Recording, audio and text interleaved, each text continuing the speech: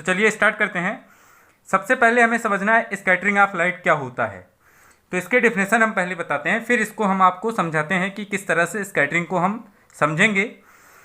इसकी परिभाषा ये है कि जब प्रकाश की किरणें किसी वस्तु या कण से टकराकर अपनी दिशा बदल लेती हैं और परावर्तन के नियमों का पालन नहीं करती हैं, तो इसी प्रक्रिया को प्रकाश का प्रकीर्णन कहते हैं, अर्थात स्कैटरिंग ऑफ लाइट कहते हैं। आप ये बोल सकते हैं, या फिर ये भी परिभाषा आप बोल सकते हैं, प्रकाश के अनियमित परावर्तन को ही प्रकाश का प्रकीर्णन कहते हैं। दो डेफिनेशन आपकी हो गई।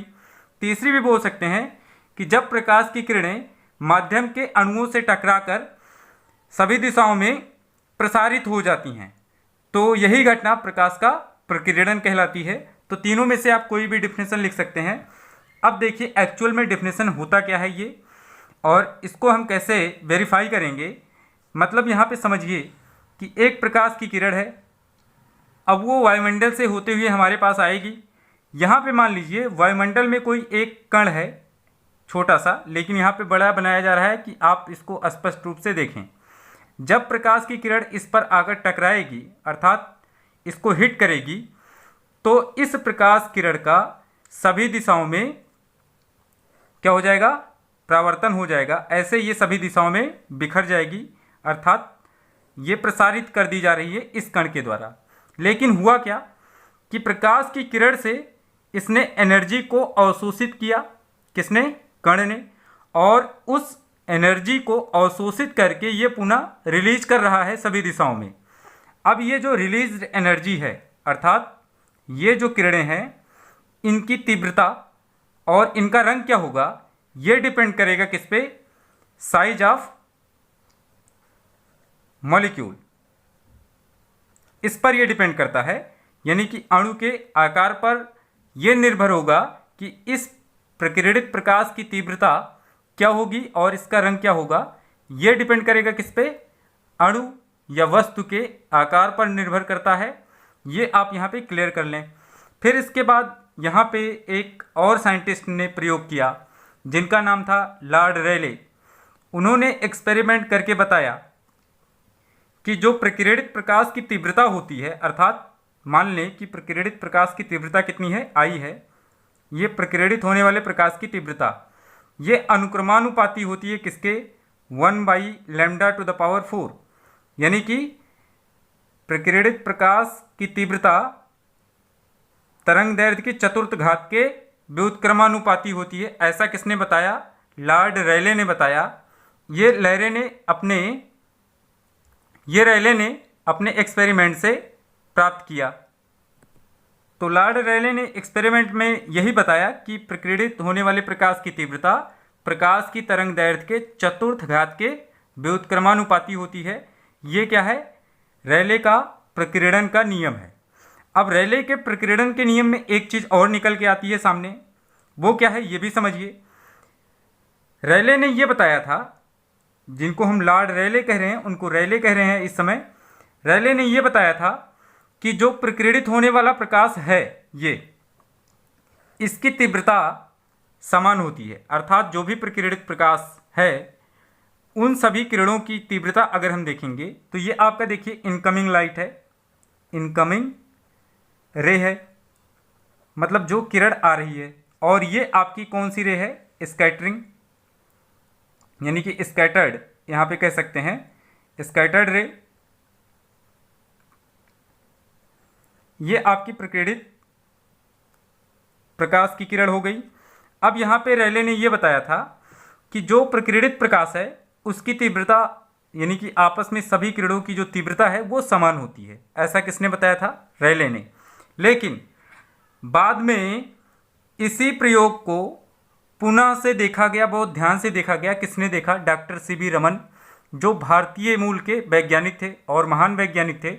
उन्होंने देखा कि लगभग 99% जो किरणें हैं, प्रकीर्णित किरणें हैं, उनकी तीव्रता तो लगभग बराबर है।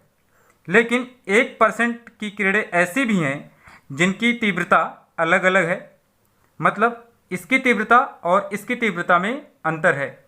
जैसे मान लेते हैं कि 100 किरणें प्रकीर्णित हुई, अब इसमें से 99 की जो तीव्रता है 99% हम कह सकते हैं, उनकी तीव्रता सेम है, आपस में सब बराबर हैं, लेकिन 1% की किरणें उसमें ऐसी भी थी, मतलब एक किरण ऐसी भी थी जिसकी तीव्रता उन किरणों से अलग थी।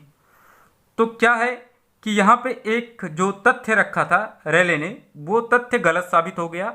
रेले ने क्या बताया था कि सभी प्रकीर्णित प्रकाश की तीव्रता समान होती है, लेकिन डॉक्टर सीवी रमन ने अपने एक्सपेरिमेंट से ये क्लियर किया कि ऐसा नहीं है, कुछ किरणें ऐसी भी होती हैं जिनकी तीव्रता अलग होती है, और इसी प्रभाव को रमन प्रभाव कहते हैं। अर्थात ये कहेंगे आप रमन प्रभाव में प्रकाश के प्रकीर्णन की क्रिया में या प्रकाश के प्रकीर्णन की प्रक्रिया में कुछ प्रकीर्णित प्रकाश की तीव्रता भिन्न भिन्न होती है, मतलब अलग अलग होती है। इसको आप इस तरह से बोल सकते हैं जिसे रमन प्रभाव कहते हैं, या आप ऐसे कह सकते हैं प्रकीर्णित प्रकाश में, प्रकीर्णित प्रकाश जो होता है उसके लिए हम बात कर रहे हैं। प्रकीर्णित प्रकाश में प्रकीर्णित प्रकाश के तरंगदैर्घ्य का असमान होना रमन प्रभाव कहलाता है। ये आपकी रमन प्रभाव की डिफिनेशन हो जाएगी, ऐसे आप इसको बोल सकते हैं। मतलब कुछ किरणें ऐसी रहेंगी, प्रकीर्णित किरणें, जिनमें उनकी तीव्रता अलग होती है, तो प्रकीर्णित प्रकाश की तीव्रता का असमान होना रमन प्रभाव कहलाता है। ये बहुत एग्जैक्ट डिफिनेशन है। प्रकीर्णित प्रकाश की तीव्रता का असमान होना रमन प्रभाव कहलाता है। इसको डॉक्टर सीवी रमन ने अपने प्रयोग से बताया था। अब यहाँ पे थोड़ा सा और बात करते हैं कि किस रंग के प्रकाश की जो प्रकीर्णन की गति है या प्रकीर्णन है किस रंग का, वो सबसे ज़्यादा होगा, या किस रंग के प्रकाश का प्रकीर्णन सबसे कम होगा। इस पे बात कर लेते हैं। जिस रंग की तरंगदैर्घ्य सबसे कम होगी उसका प्रकीर्णन सबसे ज़्यादा होता है, और जिस रंग की तरंगदैर्घ्य सबसे ज़्यादा होती है उसका प्रकीर्णन बहुत कम होता है। मैंने क्या बोला कि किस रंग का प्रकीर्णन सबसे ज़्यादा होता है, सबसे ज़्यादा होता है। तो इसके लिए आप क्या बोलेंगे, आपके लिए ऑप्शन ये है कि आप जब सबसे ज़्यादा बोले तो इसके लिए आप ये सोचें कि सबसे कम तरंगदैर्घ्य किसकी होती है, तो वो होती है बैंगनी की। बैंगनी रंग की जो किरण होती है इसकी तरंगदैर्घ्य सबसे कम होती है, तो बैंगनी रंग का प्रकीर्णन सबसे ज़्यादा होगा। यानी कि जिसकी तरंगदैर्घ्य सबसे कम उसका प्रकीर्णन सबसे ज़्यादा, और जिसका वेवलेंथ ज़्यादा होगा, यानी कि सबसे ज़्यादा वेवलेंथ किसका है, रेड का, रेड मतलब लाल कलर का वेवलेंथ सबसे ज़्यादा क्या है, वो बहुत ज़्यादा होता है, सबसे ज़्यादा होता है। अब लाल रंग का वेवलेंथ सबसे ज़्यादा होने की वजह से इसका प्रकीर्णन सबसे कम होगा, प्रकीर्णन सबसे कम। कारण क्या है, क्योंकि इसकी वेवलेंथ हमने बताया सबसे ज़्यादा होती है, सबसे ज़्यादा इसका क्या है, लैम्डा, ठीक है ना, इसकी वेवलेंथ सबसे ज़्यादा है। और बैंगनी की लैम्डा की अगर बात करें तो ये सबसे कम है, सबसे कम, इसलिए इसका प्रकीर्णन क्या होगा, ज़्यादा होगा। ज़्यादा मतलब सबसे ज़्यादा, ठीक है ना। तो ये आप बता सकते हैं, बैंगनी रंग का प्रकीर्णन सबसे ज़्यादा, लाल रंग का प्रकीर्णन सबसे कम होता है।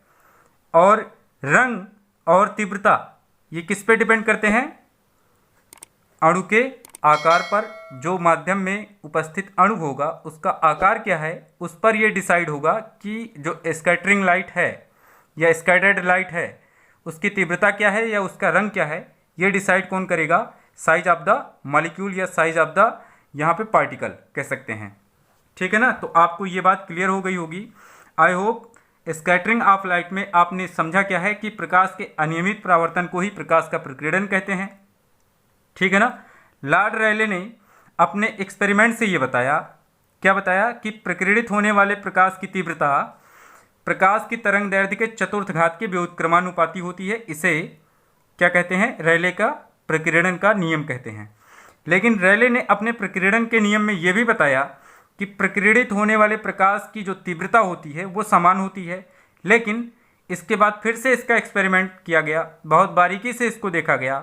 देखा किसने? सीवी रमन ने देखा। उन्होंने देखा और ये पाया कि कुछ प्रकीर्णित प्रकाश में ऐसी भी किरणें हैं जिनकी तीव्रताएं पहले वाले से डिफरेंट हैं, मतलब भिन्न भिन्न प्रकाश की तीव्रता की किरणें उसमें हैं। तो प्रकाश की तीव्रता अगर वहाँ पे भिन्न भिन्न है तो इसके लिए उन्होंने एक अपना स्टेटमेंट दिया जिसे रमन प्रभाव के नाम। अगर आपसे ये पूछा जाए कि रमन प्रभाव क्या है तो आप बोलेंगे प्रकीर्णित प्रकाश में तीव्रता का असमान होना रमन प्रभाव कहलाता है। यानी कि इनके स्टेटमेंट में यही था कि कुछ प्रकाश की किरणें क्या हैं जिनकी तीव्रताएं असमान हैं और कुछ की समान है। तो अगर जो समान है असमान है तो यहाँ पे दोनों के बीच देखा गया तो एक असमानता पाई गई, यानी कि दोनों के बीच डिफरेंस है। तो यही यहाँ पे बोला गया रमन प्रभाव। अगर आपसे पूछा जाता है तो आप ये कह सकते हैं कि प्रकीर्णित प्रकाश में तीव्रता का असमान होना रमन प्रभाव है। तो रमन प्रभाव भी आप समझ गए। अब यहाँ पे ये जो साइज की बात की जा रही है ये बड़ा अहम मुद्दा है, लेकिन आप इतना यहाँ पे ज़रूर जान लें कि रेले ने ये बताया कि जिस अणु की साइज तरंग दैर्ध्य की तुलना में बहुत छोटी होगी, तरंग दैर्ध्य की कोटि जो भी रहेगी, सपोज 10⁻⁻7 मीटर, ये आपके पास तक जो प्रकाश आता है उसकी तरंग दैर्ध्य की कोटि है। अब अगर अणु की साइज 10 सपोज यहाँ पे -15 के आसपास की हो तो ये कण सबसे ज़्यादा प्रकीर्णन करेगा प्रकाश का। यानी कि अगर अणु की साइज बहुत छोटी होगी तो उससे प्रकाश का प्रकीर्णन सबसे ज़्यादा होगा। लेकिन अगर कोटि अणु के साइज की है, मतलब प्रकाश की कोटि अणु के साइज की है, तो वहाँ पे वो अणु सभी रंगों का प्रकीर्णन बराबर मात्रा में करेगा। ये आप यहाँ पे याद रख सकते हैं। प्रकीर्णन अगर साइज के आधार पे हम बताएं तो जो अणु सबसे छोटा होगा वो प्रकाश का प्रकीर्णन सबसे ज़्यादा करेगा, और जो अणु तरंगदैर्ध्य की कोटि का होगा, यानी कि जिसके साइज तरंगदैर्ध्य की कोटि की होगी, कौन से तरंगदैर्ध्य की कोटि की होगी? आने वाले प्रकाश के तरंगदैर्ध्य की कोटि की होगी। अगर अणु का आकार आने वाले प्रकाश के तरंगदैर्ध्य की कोटि की है तो वो सभी रंगों का प्रकीर्णन समान मात्रा में करेगा और सभी दिशाओं में करेगा। ये भी आप यहाँ पे क्लियर कर लें। लेकिन बात ये उठती है स्कैटरिंग ऑफ लाइट को सबसे पहले किसने देखा? तो एक नाम आता है टिंडल। टिंडल नाम के एक साइंटिस्ट थे। सबसे पहले इन्होंने ही बताया था कि प्रकाश का प्रकीर्णन होता है। लेकिन यहाँ पे टिंडल एक सिस्टम से अपने स्टेटमेंट को बोले थे। अब वो स्टेटमेंट क्या है ये भी हम बता देते हैं आपको। अब यहाँ पे टिंडल के जो इफेक्ट की बात कर रहे हैं हम, यानी कि टिंडल के स्टेटमेंट की बात कर रहे हैं वो, तो चलिए देख लेते हैं टिंडल ने क्या स्टेटमेंट से अपने कंक्लूजन निकाला, और इसी को हम पढ़ेंगे टिंडल इफेक्ट के नाम से। टिंडल इफेक्ट क्या होता है ये भी हम आपको समझा देते हैं। तो चलिए हम आपको बता देते हैं टिंडल ने क्या निष्कर्ष निकाला, और हम लोग टिंडल इफेक्ट भी यही जान लेंगे। टिंडल ने ये बताया कि जब प्रकाश की किरणें किसी कोलाइडी माध्यम से होकर गुजरती हैं, अभी हम आपको कोलाइडी माध्यम बताएंगे, तो जब प्रकाश की किरणें उन कोलाइडी कणों से टकराती हैं तो प्रकाश का मार्ग दिखाई देने लगता है। मतलब ये प्रकाश कैसे जाएगा वो मार्ग आपको दिखाई देने लगता है। ऐसे हो सकता है आपको दिखाई पड़े। तो यही घटना टिंडल प्रभाव कहलाती है। उन्होंने क्या बताया कि जब प्रकाश की किरणें किसी कोलाइडी माध्यम से गुजरती हैं तो कोलाइडी कणों से टकराने के पश्चात उनका मार्ग दिखाई देने लगता है। इसी प्रभाव को टिंडल प्रभाव कहते हैं। अब इसको हम समझते हैं। आपको हमने बता दिया कि टिंडल प्रभाव क्या है। फिर से एक बार रिपीट करता हूँ कि जब प्रकाश की किरणें किसी कोलाइडी माध्यम से गुजरती हैं तो कोलाइडी माध्यम के अणुओं से टकराने के पश्चात उनका पथ दिखाई पड़ना स्टार्ट हो जाता है, यानी कि उनका पथ दिखाई देने लगता है। इसी घटना को टिंडल प्रभाव कहते हैं। अब ये क्या है मैं समझाता हूँ आपको। सपोज यहाँ पे एक ग्लास है जिसमें केवल पानी है, ठीक है ना, और एक दूसरा ग्लास है जिसमें आप पानी और दूध दोनों मिला के रख रहे हैं। ये आपका 1 बिलियन हुआ, सॉल्यूशन हुआ, जिसमें पानी भी है और दूध भी है, यानी कि मिक्सचर है ये। तो ये किस कलर का होगा? वाइट। ये वाइट कलर का होगा और ये आपका पानी है। अब कोलाइडी क्यों कह रहे हैं? यहाँ पे केमिकल मिक्सचर अगर हो जाए, दो पदार्थों का अगर हम मिक्सचर कर दें तो उसे हम केमिकल मिक्सचर कहेंगे, जिसे हम कोलाइडी कह सकते हैं, कोलाइडी माध्यम। जैसे अब ये क्या है? कोलाइडी माध्यम है, ये आपका पानी है, तो ये एक माध्यम है। लेकिन अगर दो से अधिक माध्यमों को आपस में मिला दिया जाए, केमिकल मिक्सचर, यहाँ पे केमिकल मिक्सचर की बात मतलब रासायनिक, यहाँ पे एक मिक्सचर बनाया जाए। रासायनिक मिक्सचर का मतलब जैसे वायुमंडल में हाइड्रोजन गैस भी है, ऑक्सीजन भी है, कार्बन डाइऑक्साइड भी है, तो सभी गैसों का एक मिश्रण बनता है, जिसे हम कह सकते हैं कोलाइडी माध्यम। तो उसी तरह से यहाँ पे पानी और दूध, ये क्या है? एक कोलाइडी माध्यम है, जिसको हम मिक्सचर, कौन सा मिक्सचर कहेंगे? केमिकल मिक्सचर कहेंगे, क्योंकि पानी और दूध अगर साथ में मिलाएंगे तो कुछ रिएक्शन होगा। ये केमिस्ट्री में आप जान रहे होंगे, पढ़ भी रहे होंगे केमिस्ट्री, तो आप समझ गए होंगे कि कोलाइडी माध्यम का मतलब क्या है। यानी कि ऐसा माध्यम जो दो से अधिक माध्यमों से मिलकर बना होता है, हम उसे क्या कह सकते हैं? कोलाइडी माध्यम। और उसके अणु तब कोलाइडी कण कहलाते हैं। और ये मतलब मिलना जो है, ये आपका केमिकल मिक्सचर है। जैसे आप कह सकते हैं कि हवा में अगर धूल के कण मिल जाएं तो ये भी एक कोलाइडी माध्यम हुआ। तो अब इसको समझते हैं कि टिंडल ने अपने इफेक्ट में क्या बताया था, उस स्टेटमेंट को वेरीफाई करते हैं। सपोज यहाँ पे एक लेजर लाइट है। अब इसको जब यहाँ से आप जलाएंगे तो इसके विपरीत एक पर्दा रख दीजिए आप, ये आपका पर्दा है। तो यहाँ पे इसका जो पुंज आएगा इस पॉइंट पे तो आपको दिखाई पड़ेगा, यानी कि लेजर लाइट यहाँ से जली। अब ये अगर जली यहाँ से तो सीधे सीधे इस पर्दे पर यहाँ पे आपको कुछ नहीं दिखाई पड़ेगा, लेकिन इस पर्दे पर इस पॉइंट पे आपको लाल सा दिखाई पड़ेगा। अब लाल रंग यहाँ पे दिखाई पड़ा। अब इसका जो अणु है वो उस लाल रंग का प्रकीर्णन कर देता है और वही प्रकीर्णित प्रकाश हमारी आँख तक पहुँचेगा। यहाँ पे अगर आपकी आई है तो वही प्रकीर्णित प्रकाश आपकी आँख तक पहुँचेगा, जो कौन से रंग का है? लाल रंग का है। और हमारी आँख इस पॉइंट को देख पाएगी और ऐसा प्रतीत होगा कि ये लाल है, जबकि यहाँ का अणु लाल नहीं था, कोई और कलर हो सकता है, वाइट। मान लेते हैं पर्दा आपका वाइट था, तो ये अणु जो यहाँ पे पर्दे का है वो वाइट कलर का था, लेकिन लाल रंग यहाँ पे आया, अणु पूरी तरह से उसको स्कैटर कर रहा है। किसको स्कैटर कर रहा है? लाल रंग को। तो लाल रंग सभी दिशाओं में प्रकीर्णित होगा, जिधर से भी आप देखोगे आपको लाल ही दिखाई पड़ेगा, क्योंकि आपकी आँख तक लाल प्रकाश ही पहुँच पाएगा। लेकिन मैटर ये नहीं है, यहाँ पे इस पानी से ये निकला होगा, लेकिन इसका रास्ता आपको दिखाई नहीं पड़ रहा है।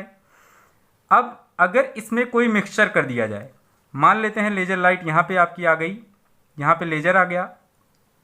अब यहाँ से इसको जलाया जा रहा है इस तरह से, तो ये जब यहाँ पे पहुँचेगा तो इसके अंदर ये आपको दिखाई पड़ेगा कि ये एक स्ट्रेट लाइन में मूव कर रहा है।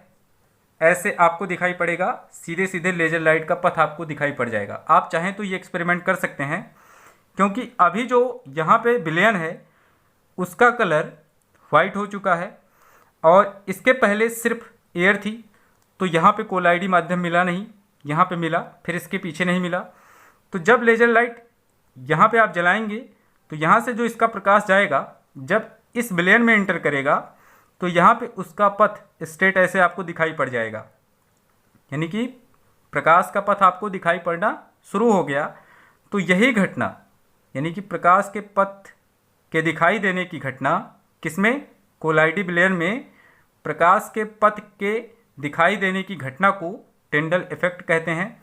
अब यहाँ पे फिर पीछे आपको नहीं दिखाई पड़ेगा, अगर पर्दा रखेंगे तो यहाँ पे आपको लाल सा दिखाई पड़ेगा। तो इस तरह से आप टिंडल इफेक्ट को वेरीफाई कर सकते हैं। अब यहाँ पे भी थोड़ी सी कहानी है। जैसे ये आपका जो सॉल्यूशन है कोलाइडी, इसमें ये पथ आपको लाल ही क्यों दिखाई पड़ता है, जबकि यहाँ पे जो विलयन बना है उसमें जो पार्टिकल हैं ये वाइट कलर के हैं, इनको हम WW से डिनोट कर दे रहे हैं ऐसा। तो ये तो स्कैटर कर रहे हैं किसको? रेड लाइट को।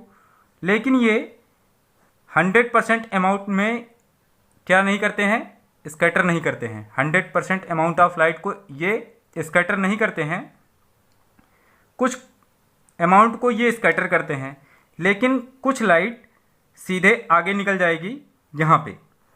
अब वही काम ये भी पार्टिकल करेगा, कुछ लाइट को ये स्कैटर तो करेगा सभी दिशाओं में, लेकिन 100% को नहीं करेगा। जो इसके लिए 100% मिला है उसको नहीं करेगा, ये थोड़ा सा आगे ट्रांसफ़र कर देगा। फिर यही कहानी लगातार कंटिन्यूअस चलती रहती है, और जिससे हमें कोलाइडी-विलयन में एक एंड से दूसरे एंड तक इसका जो पाथ है वो स्ट्रेट आपको दिखाई पड़ेगा कि इस तरह से लेज़र लाइट जा रही है। अब यहाँ पे अगर हम मान लें कि पानी है और धूल का जो एक पाउडर आता है वो है धूल, अगर इन दोनों से कोई कोलाइडी विलयन बना है तो कुछ देर के लिए पानी आपका धुंधला सा रहेगा, लेकिन अगर उस समय आप लेज़र जलाएंगे तो आप कोलाइडी विलयन में लेज़र का पथ दिखाई पड़ेगा। मतलब मैंने क्या बोला कि अगर पानी और धूल का एक सॉल्यूशन आप तैयार करें जिसे हम कोलाइडी विलयन कह रहे हैं, तो पानी और धूल के विलयन में आपको जो विलयन का कलर दिखाई पड़ेगा वो मटमैला दिखाई पड़ेगा, मिट्टी जैसा दिखाई पड़ेगा। लेकिन ये कुछ ही क्षणों तक कैसा रहेगा, मिट्टी के कलर में रहेगा। लेकिन ग्रेविटी के कारण, क्योंकि अणुओं पर गुरुत्वाकर्षण बल लगेगा, धीरे धीरे वो धूल के कण नीचे बैठना शुरू हो जाएंगे, फिर से पानी आपका स्वच्छ हो जाएगा। तब उस समय अगर आप लेज़र को जलाएंगे तो उसका पथ इस विलयन में नहीं दिखाई पड़ेगा, क्योंकि धूल के कण नीचे बैठ चुके हैं। आप ठीक उसी क्षण अगर जलाते हैं तो इसके अंदर भी आपको इसका पथ दिखाई पड़ेगा। तो आई होप आप टिंडल इफेक्ट को भी समझ गए होंगे। और यहाँ पे जैसे इमेज में दिखाई पड़ रहा है आपको, ये भी टिंडल इफेक्ट का ही इमेज है। तो इस तरह से इमेज में भी देख सकते हैं, जंगल से जब सूर्य का प्रकाश गुजरता है तो भी हमको टिंडल का प्रभाव देखने को मिलता है। अब हम चलते हैं अगली टॉपिक की तरफ, जो है आपका रेनबो। रेनबो आपने देखा होगा, जैसा कि फिगर में आपको दिखाई पड़ रहा है, ये इमेज जैसा आपको दिखाई पड़ रहा है, यही आपका रेनबो है। अब रेनबो क्या होता है और ये कितने प्रकार का होता है ये भी जान लेते हैं। रेनबो क्या है इसकी परिभाषा हम अभी बताते हैं, लेकिन इसकी टाइप अगर हम बताएं तो ये दो टाइप का होता है, जिसे कहते हैं प्राथमिक इंद्रधनुष और द्वितीयक इंद्रधनुष। यानी कि इंद्रधनुष के दो प्रकार, प्राथमिक इंद्रधनुष और द्वितीयक इंद्रधनुष। अभी हम दोनों को बताते हैं स्टेप बाय स्टेप कि ये क्या हैं। तो सबसे पहले हमें इंद्रधनुष की परिभाषा बतानी है। ये है कि वर्षा के पश्चात जल की छोटी छोटी बूंदों में सूर्य के विपरीत दिशा में दिखाई देने वाला सूर्य के प्रकाश का अर्धवलयाकार स्पेक्ट्रम इंद्रधनुष कहलाता है। ये इसकी डेफिनेशन हो गई। आप इसके डेफिनेशन में ये लिख सकते हैं, वर्षा के पश्चात जल की छोटी छोटी बूंदों में सूर्य के विपरीत दिशा में दिखाई देने वाला सूर्य के प्रकाश का अर्धवलयाकार स्पेक्ट्रम इंद्रधनुष कहलाता है। अब सूर्य के प्रकाश का जो स्पेक्ट्रम होता है वो कलरफुल होता है, बहुत सारे कलर्स होते हैं, लेकिन वह अर्धवलयाकार होता है, ये आपको पता है। अब यहाँ पे बात ये उठती है कि इसमें एक केस है, वो देख लेते हैं क्या है केस, कि ये सूर्य जिधर होगा उधर नहीं बनेगा, ये उधर बनेगा जिधर सूर्य नहीं होगा। अब इसमें एक केस है, ये भी हम लोग देख लेते हैं क्या है, कि वर्षा के पश्चात तो ये बनता है, और कहाँ बनता है, जल की छोटी छोटी बूंदों में बनता है। कहाँ बनता है ये, सूर्य के विपरीत दिशा में। मतलब अगर सूर्य पश्चिम में है तो इंद्रधनुष पूरब में बनेगी, अगर सूर्य पूर्व में है तो इंद्रधनुष पश्चिम दिशा में बनेगी। ऐसा ये कंडीशन है। अब यहाँ पे इसके टाइप की बात कर लेते हैं।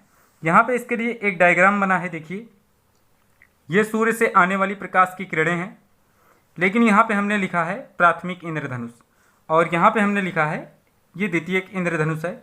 ये जल की बूंदें हैं, जल की बूंद ये आपकी है, जो यहाँ पे चार आपको दिखाई पड़ रही हैं, ये जल की बूंदें हैं। अब इसमें हुआ क्या कि जब सूर्य के प्रकाश का जल की बूंदों में 2 बार अपवर्तन और 1 बार पूर्ण आंतरिक परावर्तन होता है, तो इससे बनने वाला इंद्रधनुष प्राथमिक इंद्रधनुष कहलाता है। हमने क्या बोला कि जब सूर्य के प्रकाश का जल की बूंदों में 2 बार अपवर्तन और 1 बार पूर्ण आंतरिक परावर्तन होता है तो इससे बनने वाला इंद्रधनुष प्राथमिक इंद्रधनुष कहलाता है। और द्वितीयक इंद्रधनुष क्या है कि जब सूर्य के प्रकाश का जल की बूंदों के अंदर 2 बार पूर्ण आंतरिक परावर्तन और 2 बार अपवर्तन होता है तो इससे बनने वाला इंद्रधनुष द्वितीयक इंद्रधनुष कहलाता है।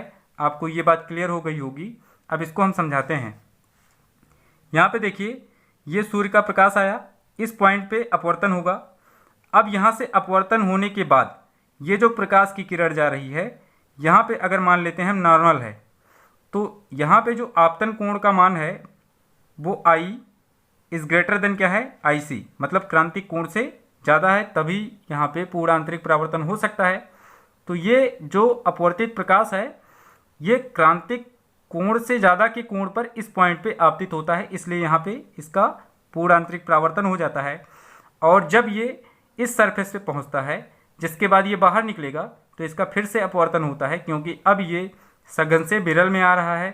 तो प्राथमिक इंद्रधनुष में आप यही कहेंगे कि जब सूर्य का प्रकाश जल की बूंद में 1 बार पूर्ण आंतरिक परावर्तन की घटना दिखाता है और 2 बार अपवर्तन की घटना दिखाता है तो बनने वाला इंद्रधनुष प्राथमिक इंद्रधनुष कहलाता है। और यही केस यहाँ पे है, लेकिन इसमें 2 बार पूर्ण आंतरिक परावर्तन हो जा रहा है। यहाँ पे देखिए, अगर नॉर्मल खींचें तो दोनों केस में आपतन कोण जो होगा ये आपका क्रांतिक कोण से ज़्यादा होगा, यानी कि यहाँ पे भी I क्या होगा ग्रेटर देन IC होगा और यहाँ पे भी I का मान ग्रेटर देन IC होगा। तो दोनों केसेस में इस पॉइंट पे और इस पॉइंट पे पूर्ण आंतरिक परावर्तन हो जाएगा और 2 बार इसका अपवर्तन भी हुआ है। एक बार जब लाइट इंटर कर रही थी तब अपवर्तन हुआ और एक बार जब एग्जिट कर रही है तब अपवर्तन हुआ। तो यहाँ पे आप बोलेंगे जब सूर्य के प्रकाश की किरण का जल की बूंदों में 2 बार पूर्ण आंतरिक परावर्तन तथा 2 बार अपवर्तन होता है तो इससे बनने वाला इंद्रधनुष द्वितीयक इंद्रधनुष कहलाता है। यहाँ पे देखिए, आप पहले वाले में वायलेट देख रहे हैं, यहाँ पे वायलेट आया है, दूसरे वाले गोले से रेड आया है। फिर यहाँ पे देखिए, पहले वाले गोले से ये जो नीचे है यहाँ से वायलेट आया है और इससे रेड आया है। फिगर के लिए क्षमा करिएगा, हाथ से ही फिगर बनाते हैं तो आप इसको एडजस्ट कर लीजिएगा। अब यहाँ पे देखिए, जो यहाँ पे प्राथमिक इंद्रधनुष है इसमें वायलेट क्षितिज के साथ 40 अंश का कोण बनाया है और ये दूसरा वाला जो रेड है, यानी कि रेड सबसे ऊपर होता है, ये प्राथमिक इंद्रधनुष में अगर कलर मिल रहा है तो ये 42 अंश का कोण बनाया है। सिमिलरली द्वितीयक इंद्रधनुष में रेड 52 अंश और वायलेट 55 अंश का है। और यहाँ पे क्या होता है कि प्राथमिक इंद्रधनुष के ऊपर द्वितीयक इंद्रधनुष बनता है। तो ये तो बहुत इंपॉर्टेंट नहीं है, मतलब ये पॉइंट्स आप इसको इग्नोर भी कर सकते हैं। एंगल्स की बात अगर करें तो ये तो एक्सपेरिमेंटल वैल्यू है, लेकिन आप प्राथमिक इंद्रधनुष क्या है और द्वितीयक क्या है ये तो जानें और इंद्रधनुष की परिभाषा जानें। फिर इसके डायग्राम को भी आप याद रखें कि किस तरह से ये बनता है, तो आप क्लियर हो गए होंगे और यहाँ पे आप सूर्य बना सकते हैं। तो आज के वीडियो में बस इतना ही। अगले वीडियो में प्रिज्म पर आधारित न्यूमेरिकल होंगे जो बहुत ही इंपॉर्टेंट होंगे, तो आप अगले वीडियो का तब तक वेट करिए। यदि ये लेक्चर आपको पसंद आया है तो लेक्चर को लाइक करें, शेयर करें और अगर चैनल पर पहली बार आए हैं तो प्लीज़ चैनल को सब्सक्राइब करें। धन्यवाद।